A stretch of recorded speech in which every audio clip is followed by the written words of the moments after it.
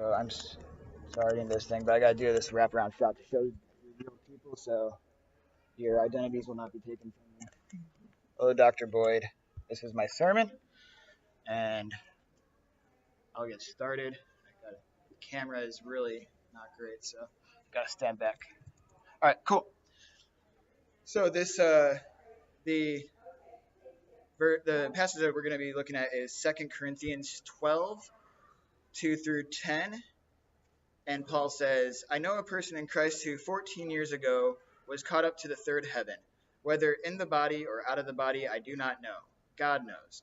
And I know that such a person, whether in the body or out of the body, I do not know, God knows, was called up into paradise and heard things that are not to be told, that no mortal is permitted to repeat. On behalf of such a one I will boast, but on my own behalf I will not boast, except of my weaknesses. But if I wish to boast, I will not be a fool, for I will be speaking the truth. But I refrain from it, so that no one may think better of me than what is seen in me or heard from me, even considering the exceptional character of the revelations. Therefore, to keep me from being too elated, a thorn was given me in the flesh, a messenger of Satan to torment me, to keep me from being too elated. 3 times I appealed to the Lord about this, that it would leave me, but he said to me, My grace is sufficient for you, for power is made perfect in weakness. So I will boast all the more gladly of my weaknesses, so that the power of Christ may dwell in me. Therefore, I am content with weaknesses, insults, hardships, persecutions, and calamities for the sake of Christ. For whenever I am weak, then I am strong. So, there's a lot going on there. Talks about heavens and all this stuff. Um, but I have a question for you. Have you ever heard somebody say, or yourself, I am so blessed? And then they say something very material. I am so blessed that I was able to pay off my car. Or I am so blessed that I got to go to a really good college. Or I am so blessed that I live in America. Or something like that. I hear that all the time, but I'm assuming people really don't say, I am so blessed that I am going to be in a wheelchair for the rest of my life. Or I am so blessed that I just lost my house. Or I am so blessed because my dad has Alzheimer's. These things are not things that we associate with blessing. Um, Funny thing is, maybe not funny, but my dad does have Alzheimer's. And the hard part to come to grips with is that my dad is also the pastor of my church back home for the majority of my life. And I try to think of an all-loving God repaying his servant for 30 years with this debilitating, deteriorating disease. And how can I think of this as a blessing rather than a curse? And so with that, we can get into the text a little bit. Paul is talking about this guy who is caught up to the third heaven, and there's like a lot of grammatical stuff, but he's talking to this about a person, not like he did it, but we know that because of uh, the revelations and stuff that he's associating or telling about is like later in the passage that he's actually the person that was caught up to the third heaven. And there's a reason why he speaks in the third person for part of it and first person in the second part, and we'll get to that in a little bit. But when he was up there, he was told something. He heard something. Like it's not necessarily like a message or like a cacophony of sounds or whatever, but he was given this experience and he wasn't allowed to tell anybody. It wasn't for the building up of the church. It wasn't for personal edification. He was privy to this experience, but he wasn't allowed to tell anybody. And the reason was because he wasn't supposed to be boasting about it to anybody. And back in the day, in the first century, the leaders of the day, like Pharisees and such, they were kind of like all rivals, and so they'd be like, well, yesterday I fasted for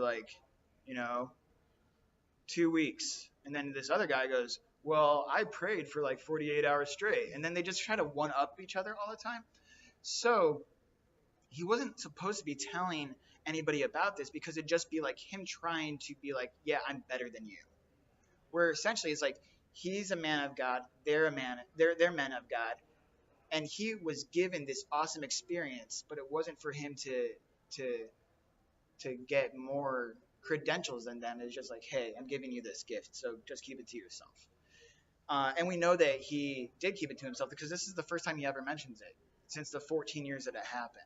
So he's trying to keep it to himself. But for reasons in the rest of Corinthians, he's like, hey, I just got to let you guys know this happened. So later on, Paul says that he was, while in the third heaven, he was given a thorn. We kind of know that term, thorn in your side, something that irritates you. Could be a little sister or something like that. But this thorn was given by a messenger of Satan, which is really interesting, as we will see in a little bit. But the thorn that is used to torment Paul, the word torment means abused and battered, but also in an ongoing chronic way. And the phrasing of this sentence is actually very reminiscent of how Christ was beaten on the eve of his crucifixion. Um, and so, with other uh, grammatical stuff, we can also know that this thorn was physical, it was chronic, and it was most likely visible. Um, to where like he might have had a limp or he was he didn't have good eyesight, so he always had to read really close, and that was visible. And Pharisees of the day, his religious rivals, associated health with blessing from God and malady with curses from God. So he had this ongoing struggle with his physical ailment, and he was already being looked down upon by the religious leaders of the day. So 3 times it says Paul asked God to take this away from him. And God said no every time. He said that his grace is sufficient. That's all he needs. So we have to ask the question, why did God allow the thorn in the first place? Um, there's debate whether or not Paul was actually taken physically to this place or it was just like an out of body experience. Even Paul alludes to that. He's like, I'm not really sure. I personally think that he was physically taken to the third heaven, um, which is just like a word for like the highest of heavens. It's like this hierarchy of tiers in celestial literature that we can neither confirm nor deny. And so God was the one that was responsible for taking Paul. The word used when taken up, it means like snatched up or caught up.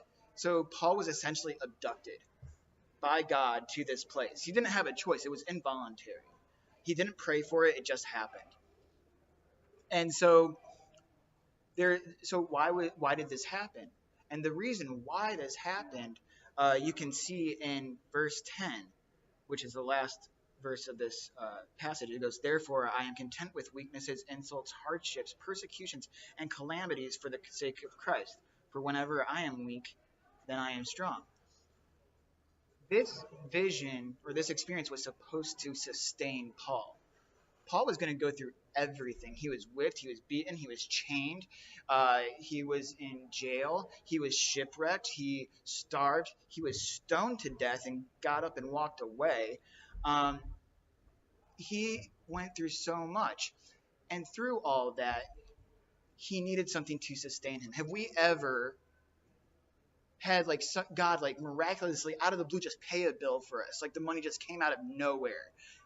And then like 2 days later you have like a cold and you're like, God, where are you? And then Paul went through so much more than that. And so he needed something to be like, okay, this is what's happening.